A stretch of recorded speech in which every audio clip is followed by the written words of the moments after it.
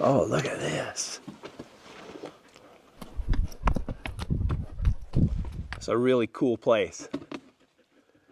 Don't chew the tree down, Bonnie.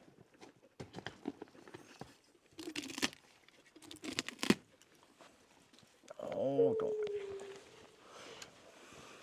So here's the story. The last video, I was probably about a half a mile that way and rode up this canyon.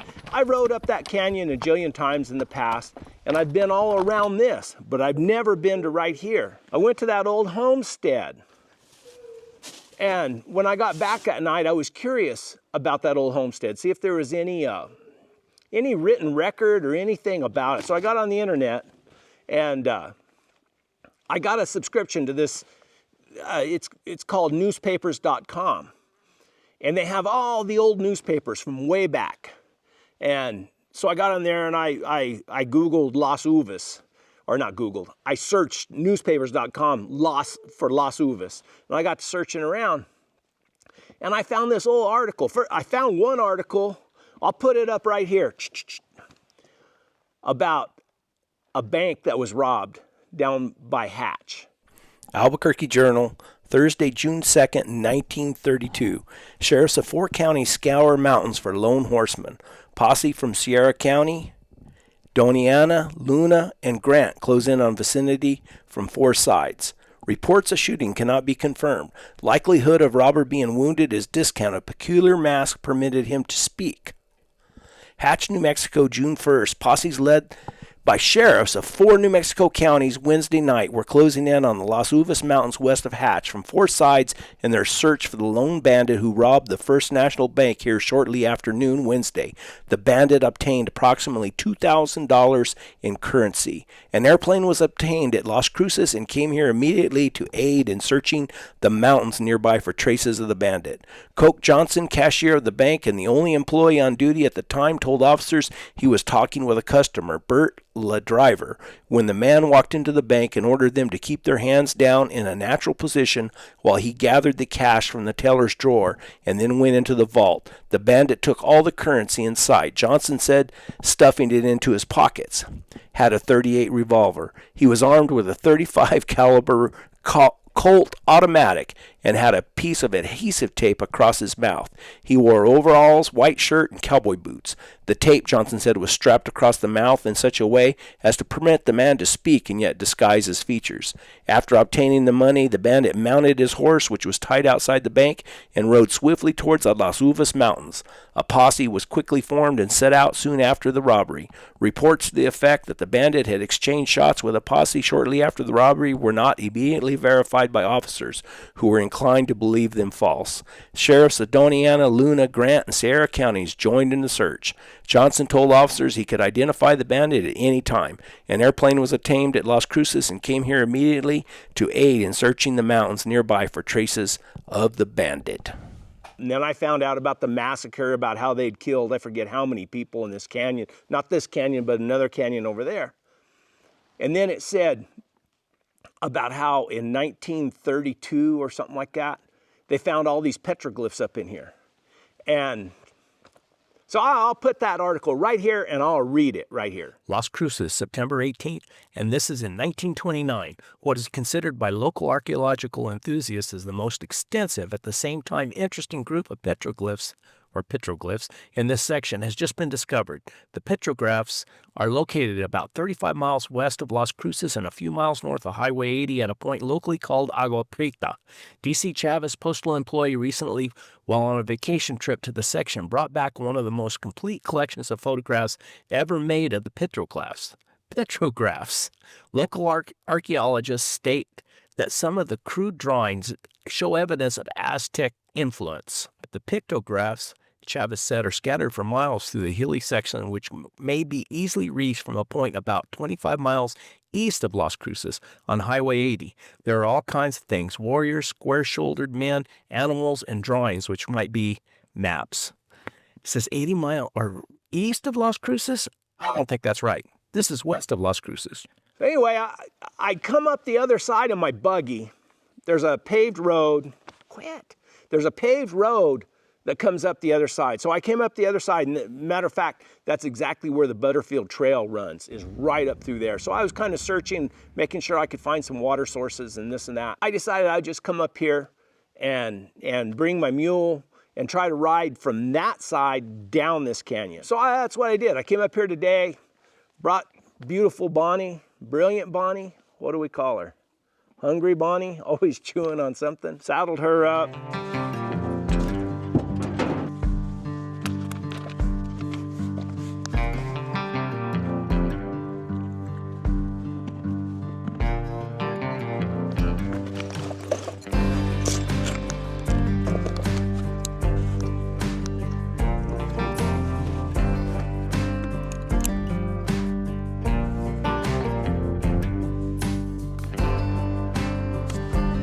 Onward and upward. Here we go. Got all my stuff and rode down through here. There's a little 2-track road that comes, but it splits and goes out of this canyon.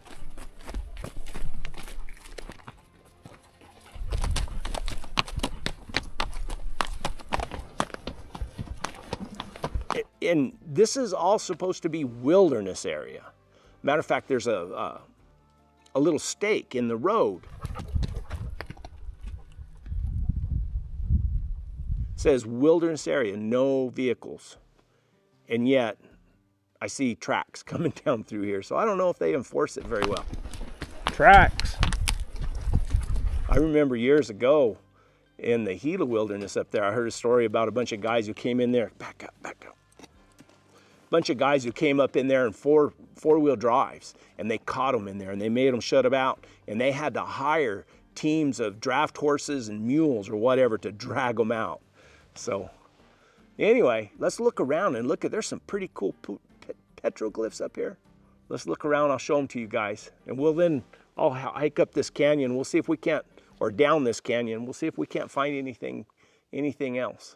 Pretty cool. Be a neat place to camp, but not during rainy weather. You'll all get washed away here. Yeah, let's look at them.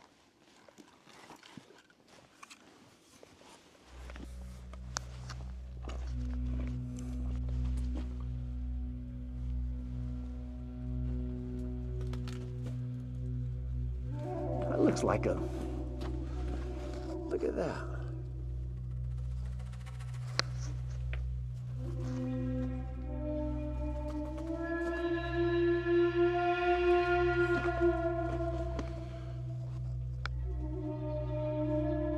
You know, I always see those little swirly swirls just about everywhere.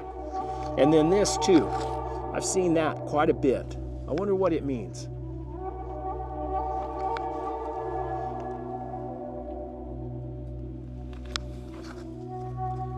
Oh, look at the goat.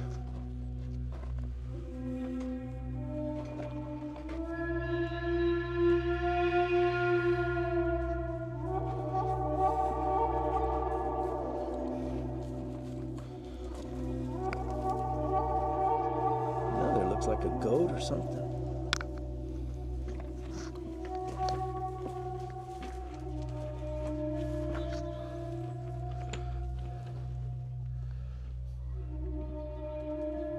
Is that a chicken?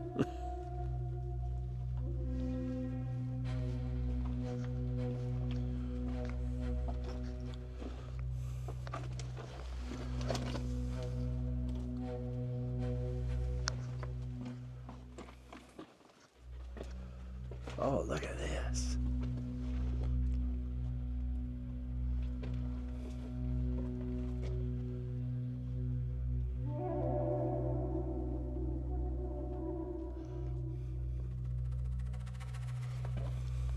I've seen that before too. The goat, and then looks like it's got rattlesnake rattles on the end of it.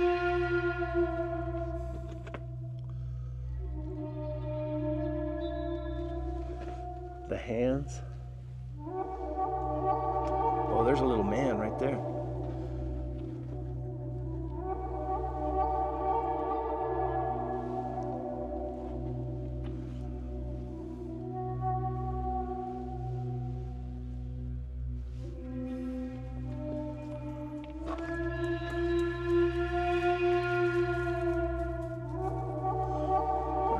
lizard or something.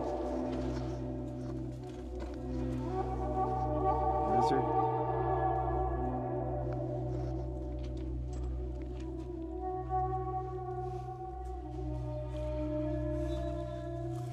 If there's any more up here now.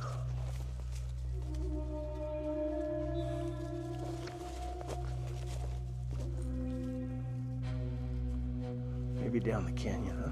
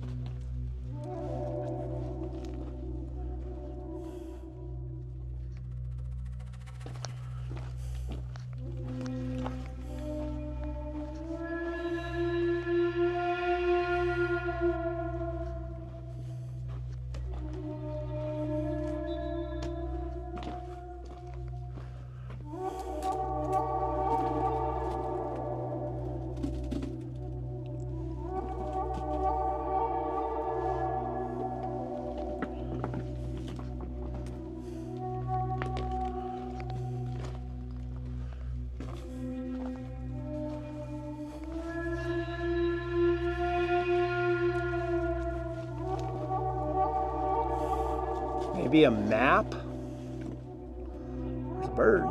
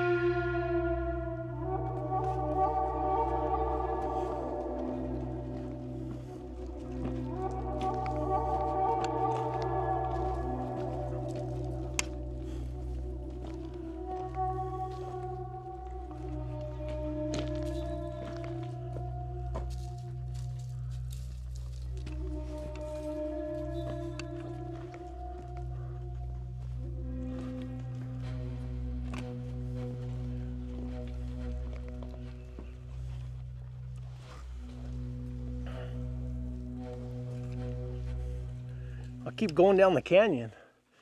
I've seen some etchings but nothing like back there.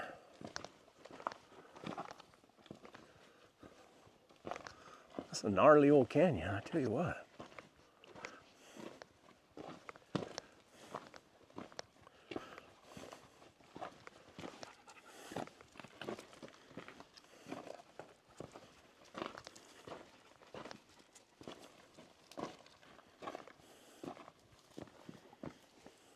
Now, why would it only be up there and not down here?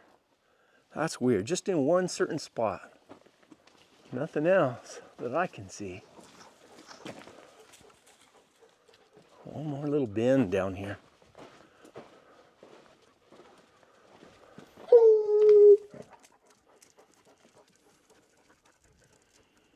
And that's a lion track.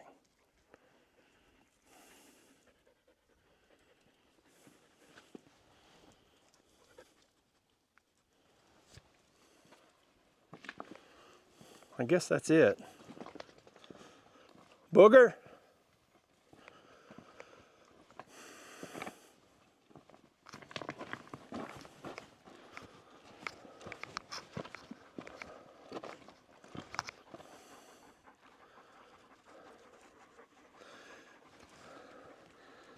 That's Al laying down. That's Rusty right there, the red dog. That's old Booger Bear. And there's Peso. Peso! Ese Peso!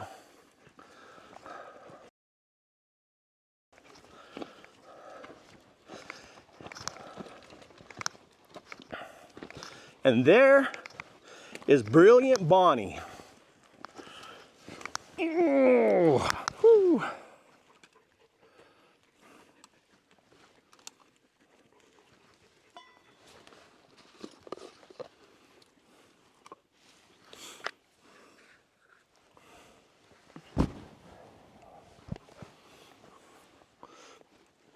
Red chili pozole. It's kind of a tradition down here in the Southwest this time of year. Christmas and all. Has pork steak in it, hominy, red chili, seasonings, and onions. Cheese. You know, down there where I was earlier, when I driving up, if you look out across through there, you can see where the Butterfield Trail goes. And there's a gap up there. And there's a peak, they call it Massacre Peak. Okay, so we're gonna ride through there. When I finally get around to riding that Butterfield Trail, we'll ride through there. And you'll see it in an upcoming video. Lots of history in these mountains right here. Lots of history. Good stuff. Oh, don't touch my... Bing, no! Oh, gee. Also that rock wall down there. I wonder what in the world that was for.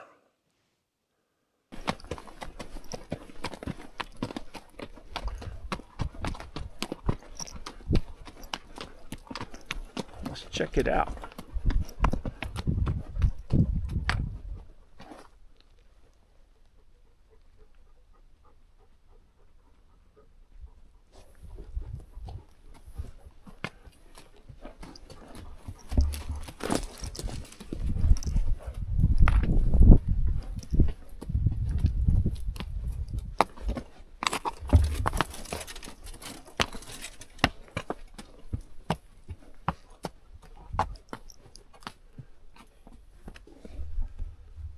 I think other people stack those up on top later on. But that's all pretty good rock work on the bottom.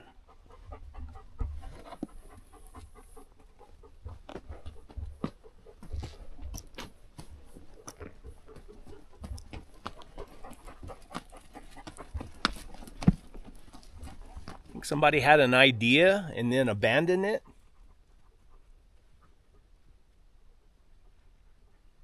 Think it was for protection of some sort? I don't know. What do you think, Bonnie?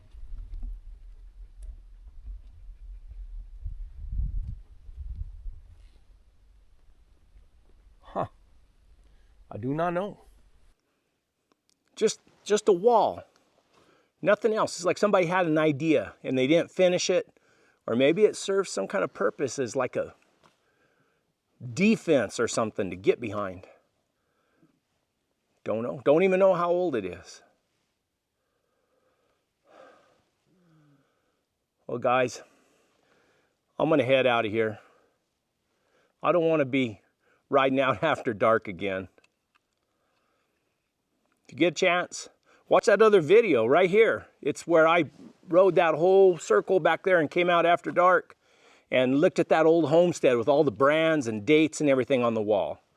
Also, subscribe if you like, comment, stay tuned. Merry Christmas, Happy New Year. I'm probably going to do a little live right at the end of the year, before the new year. I'm not sure what night, but I'll make an announcement. I'll put it on the subscription feed, whatever you call that, and you guys will see it. Join me, ask questions. We're going to do a recap of the year. See how it goes. Thanks for watching. But the whisper of the trail is gently calling,